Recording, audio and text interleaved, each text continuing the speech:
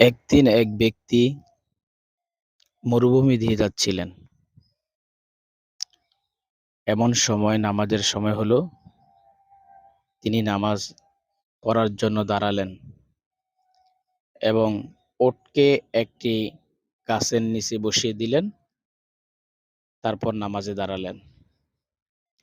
নামাজ পড়ার পর সালাম ফিরালেন। সালাম ফিরানোর পর দেখলেন তার উটটি নেই।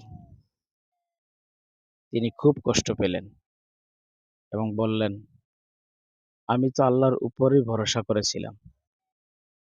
এমন সময় রাসূল করিম সাল্লাল্লাহু আলাইহি ওয়াসাল্লাম বললেন, তিরমিজি শরীফের হাদিস 2517, যে তুমি ওটকে বেঁধে রাখো, তারপর আল্লাহর উপর ভরসা করো।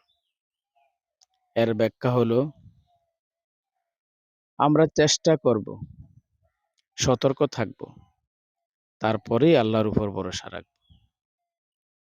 আমরা যদি বরাবরই আল্লাহর উপর ছেড়ে দেই, তাহলে তো নয়। আমরা চেষ্টা করব, সতর্ক থাকব, তারপরেই আল্লাহর উপর ছেড়ে দেব।